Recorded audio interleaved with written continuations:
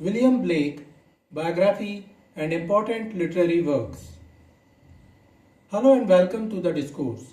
William Blake was an English poet, printer and painter born on 28 November 1757 and died on 12 August 1827 when he was 69. As a poet, he did not gain any recognition during his lifetime, but in current times he is considered as one of the most important poets of the pre-Romantic era. His poetry and visual art had a strong influence over the Romantic age. William Blake was a devout Christian who always opposed the Church of England and maintained his belief in Marcionism, a Christian dualistic system.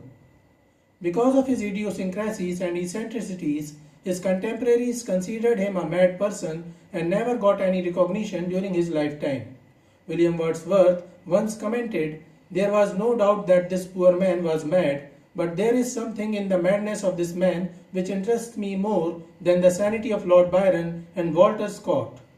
The critics and readers of the modern period admired his expressiveness and appreciated the philosophical and mystical basis of his works.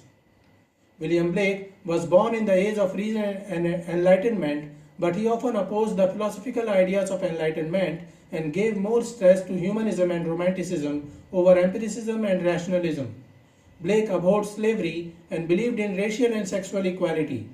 He was a supporter of free love and raised the issue of women's rights for happiness and self-fulfillment. Several of his poems and paintings express a notion of universal humanity.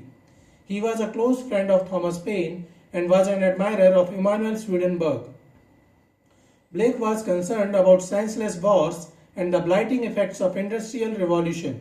He was influenced by the French Revolution and American Revolution and expressed his views in poetry, paintings, and engravings. Alexander Gilchrist wrote a biography of William Blake in the 1860s.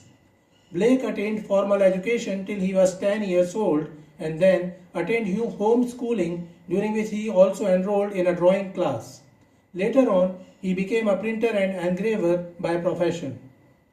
Poetry was his passion, and he used his skills as a painter, printer, and engraver to express his poetic ideas in the form of illuminated poetry, in which he presented his poetic ideas in words with the help of assisting paintings and engravings. Literary critic Northrop Frye remarked that Blake perfected a radical form of mixed art, a composite art that must be read as unity. In 1781, Blake married Catherine Boucher, who was 5 years younger than him. She was illiterate and signed her wedding contract with an X. William Blake not only educated her, he also taught her the skills of painting and engraving. Later on, she became his assistant at work as an engraver and colorist. Blake's influence. While William Blake remained unrecognized, ridiculed, and poor during his lifetime, his works later proved to be influential. Some of the literary and artistic critics who appreciated his works included S. Foster Damon, Geoffrey Keynes, Northrop Frye, and David V. Adman. His poems influenced Dante Gabriel Rossetti and W. B. Yeats.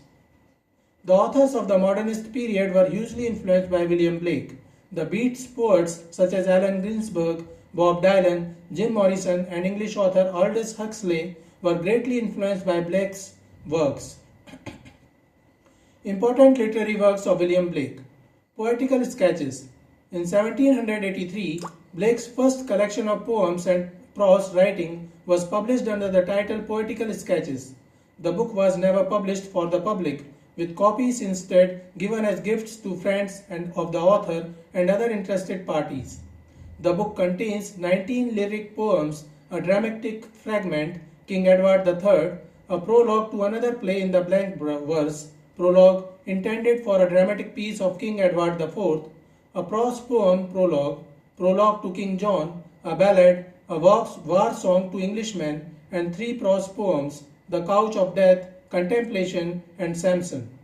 The book begins with an advertisement which says that Blake began writing the contents of the book at the very early age of 12 when he was not well tutored and continued to occasionally add to the book till he was 20 years old. Considering his inexperience during this period, any irregularities and defects should be forgiven. The first 4 lyrical poems of Poetical Sketches to spring, to summer, to autumn, to winter, which are invocations to the four seasons, are often seen as offering early versions of four of the figures of Blake's later mythology, each one represented by the respective season, where abstract personifications merge into the figures of a new myth. One of the poems, titled Fair Eleanor, is a Gothic poem. In 1788, William Blake experimented with relief etching for the first time and produced two aphorisms titled All Religions Are One and There Is No Natural Religion, Songs of Innocence and of Experience. In 1789, Blake published the first collection of illuminated poems titled Songs of Innocence, which contained 23 poems illustrated with paintings and engravings. Most of these poems were based on themes of happiness and innocent perception in pastoral harmony. A few poems, including The Chimney Sweeper and The Little Black Boy, subtly show the dangers of this naive and vulnerable state. In 1794, Blake published his second collection of illuminated poems titled Song of Experience, containing 26 poems. Soon in the same year, he combined both collections and republished them as a single collection titled Song of Innocence and of Experience in 1794. Blake experimented with relief etching, a method he used to produce most of his illuminated books, paintings, pamphlets, and poems, including Songs of Innocence and of Experience, The Book of Thel, The Marriage of Heaven and Hell, and Jerusalem. Visionary poet. William Blake is said to have had visions from a young age. At the age of 4, he saw God when God put his head to the window. At the age of 8, Blake claimed to have seen a tree filled with angels, bright angelic wings, bespangling every bough like stars. Blake claimed to have such visions associated with beautiful religious themes and imagery throughout his life, and these visions inspired his poetry and paintings. William Blake is known as a prophetic poet, and he wrote several prophetic books in which he invented his own mythology to express his ideas. This poetic device is known as mythopoeia. For his inventive ways, Blake is also known as a visionary poet. A visionary poet uproots firmly planted ideas on the structure, the grammar, and the content of poetry to create something that had never been heard of. Prophetic works of William Blake. In these books, William Blake introduced and developed his own mythology. Northrop Frye described these works by Blake as what is in proportion to its merits, at least read body of poetry in English language. These works include Tyriel 1789, The Book of Thel 1789, Visions of the Daughters of Albion 1793, The Book of Origin 1794, The Book of Ahania 1795, The Book of Laws 1795, Vala or the Four Jews 1797, Milton, a poem in 2 books, Jerusalem, The Emancipation of Giant Albion 1804. In addition, he also wrote 3 continental prophecies in which he openly criticized and opposed colonialism and slavery. These works by Blake were highly influenced by the American Revolution, in which he strongly supported racial and sexual equality. These works included America, a Prophecy 1793, Europe, a Prophecy 1794, and The Song of Laws 1795, which is made up of sections of Africa and Asia. The Marriage of Heaven and Hell 1793. Blake wrote this book as an imitation of biblical prophecy but expressed his own beliefs and ideas through the book. He experimented with relief etching in this book and colored it with the help of his wife Catherine. The book begins with an introductory short poem titled Rintrah roars and shakes his fires in the burdened air. In this book, Blake offered his theory of contraries and suggested that each person reflects the contrary nature of God and that progression in life is impossible without contraries. The heaven and hell in the title also suggests 2 contraries. Another contrary he discussed is reason and energy.